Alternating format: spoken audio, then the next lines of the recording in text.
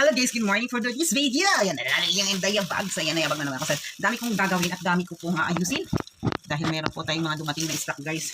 So marami po tayong itlog.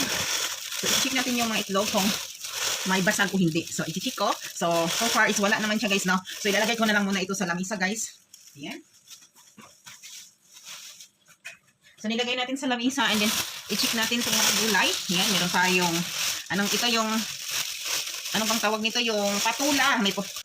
May patula po tayo. Ayan, magluto tayo ng isang patula. Tapos meron po tayong bagyo beans.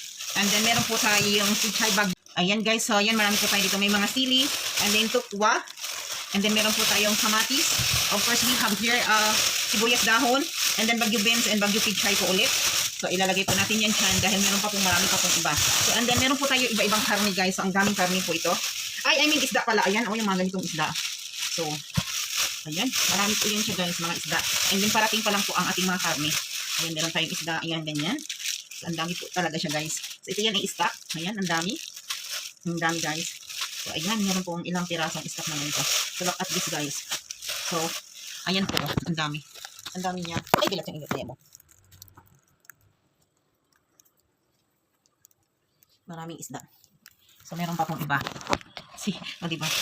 Dito marami pa din po. So, mas may mga dito. Ang daming isda, iba-ibang isda. And then, marami pa po tayo dito. Yung mga ulo. So, stock po ito, guys. Yan yung mga ilang ilang din to ng mga stock, guys. O, ang daming isda. Diba, ang dami. So, ako ngayon ang magbabdivide at magbabudget ko paano. So, ilalagay natin yan sa freezer. Yung ganito. Ang sarap to ikilaw, guys. Kasi alam mo, guys, preskong presko. Ayan. Ganun po yan siya. Tapos, parating po ang ating mga stock na mga karne, guys. So, ayan ha.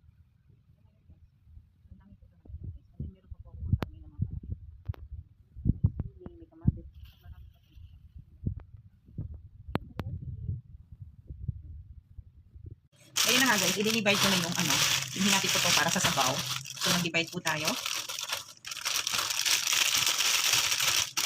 Ako na yung mag-divide dito at ako na rin mag-budget kung hanggang kailan or hanggang saan tayo aabot. Kung hanggang kailan aabot ang ating budget na pagkain. So, ako na po yung nag-divide niyan guys.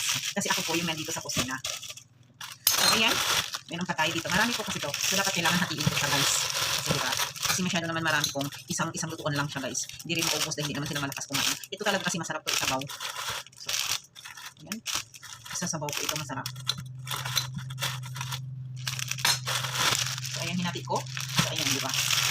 Ilalagay natin dito sa isang kagayan. Alam natin yung paano natin siya i-divide.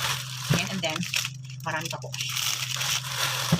Marami pa po kasi may mga karne pa po ako. So, ayan, ang ganito kabising yung Indaya bag, lalo na pag sa paduging ko, dahil nandiyan na yung request ng mga amo na magluto ko ng kahit ano-ano at pamimigay niya, guys. So, di ba? Ganun ako kapagod. Yan, hati na yan siya, guys. So, ayan. So, ay sarap talaga ito yung sigang sampo yung sigang ko. Sigang sampo. So, ayan, sa ganyan yun siya, guys. Diba? So, ayan, ito siya lahat, guys. Oh, ganito siya. Nakaganan na siya. And then, nakaganito na rin yung isa. Ayan. At saka ito din, guys. Meron pa. O, diba, marami. And then, meron pa po tayong mga kanin. So, meron pa naman ako mga kanin sa ref. So, ito, at saka may giniling tayo. So, ayan na nga, may giniling. At marami pa po akong karne sa ref. Ayan, nakaready na siya ng ganyan. Ayan, ilalagay ko na yun sa freezer. So, diba guys, thank you for watching this is your Beth Boyzer vlog. So, diba? So, ayan na nga guys, maraming salamat sa inyong pagpapanood sa aking mga video. And thank you always guys na nandiyan kayo nakasupport sa akin guys. Maraming salamat. Yan. Thank you, love you, Mama Chup Chup.